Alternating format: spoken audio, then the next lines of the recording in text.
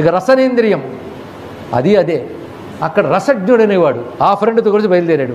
వీడితో వెళ్ళిన చోట్లు వేరు, వాడితో వెళ్ళిన చోట్లు వేరు. వాడితో వెళ్ళింది ఆపణము అంటే లోక వ్యవహారాలు వాక్కుతో, అలా వీడితో వెళ్ళింది బహూదనము అంటే బహు ఉదనం బోల్డెన్ తిండి అంటే రసజ్ఞుడిని మిత్రుడితో తిండికి బయలుదేరాడు.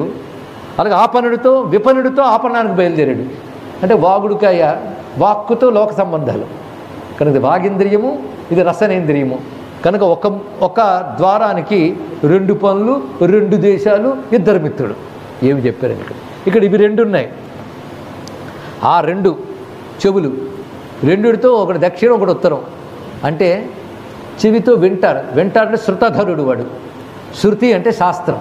శాస్త్రంలో చెప్పిన ప్రకారంగా పుణ్యాలు యజ్ఞాలు చేస్తే పుణ్యలోకాలు వస్తాయని అవి చేయడం, అలాగే పితృకర్మలు మొదలైనవి చేయడం, ఇవి చేస్తూ వాటికి సంబంధించినవి.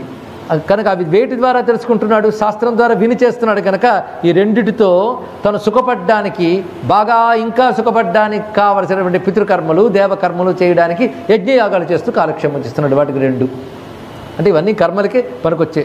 చెవులతో విని చేయాల్సిందే, అది శాస్త్రం గనక అది. ఇక మిగిలిన 2 ద్వారాలు క్రింద ఉన్నవి. ఆ 2 విసర్జనేంద్రియాలు నిజానికి. ఒకటి అత్యంత భోగస్థానం కాముక స్థానం, ఇంకోటి విసర్జన స్థానం.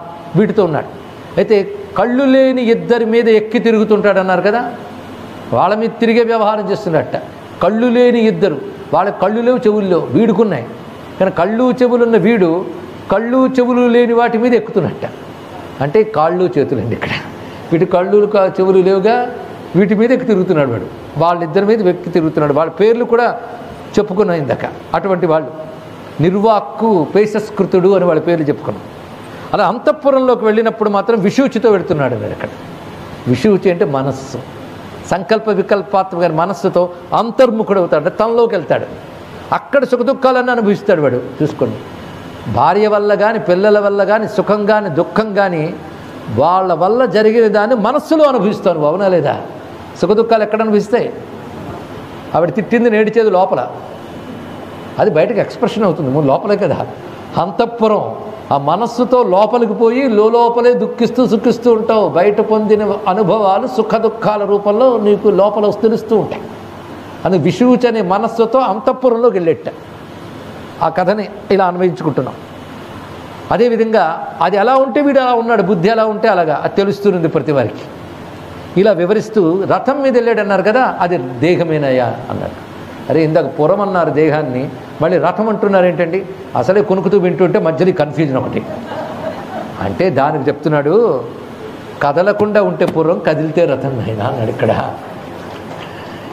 కదులుతోంది, దీంతో తెగ తిరుగుతున్నాం కదా, ఎందుకు తిరుగుతాం? వేటకి.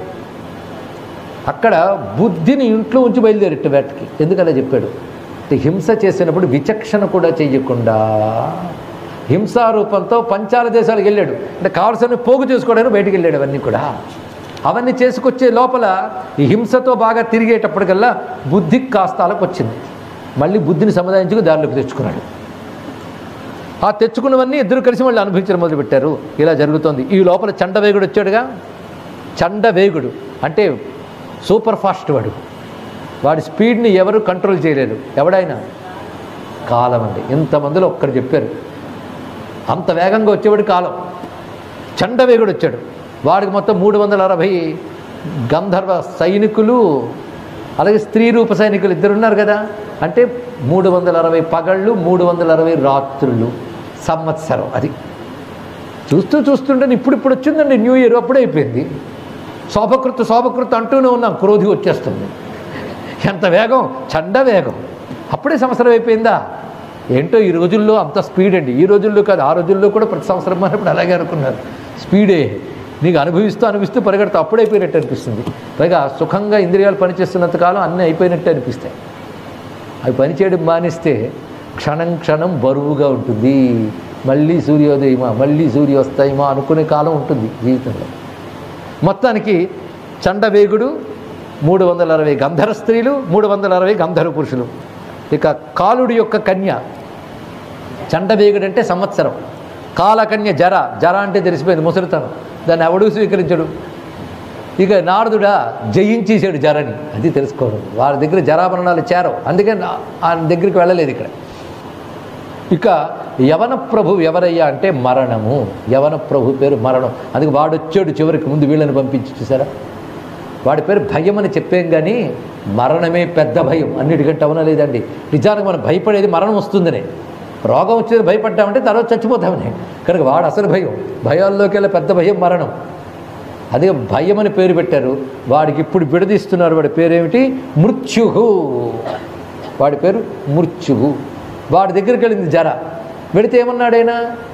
చెల్లమ్మ అన్నాడు. ఇక్కడ అంటే ముసలితనానికి మృత్యువుకున్న అనుబంధం తెలిసిందా? మృత్యువు అన్న అయితే ఇవి చెల్లండి. ముందు చెల్లి వచ్చి తర్వాత అన్నకి మొత్తం స్పేస్ ఇస్తుంది రమ్మంటారు. పైలట్ విజిట్ ఈవిడ. తర్వాత ఆయన గారు వస్తారు. ఇక్కడ ఏమి కథలు లేడండి, ఎక్కడా వెసగదు.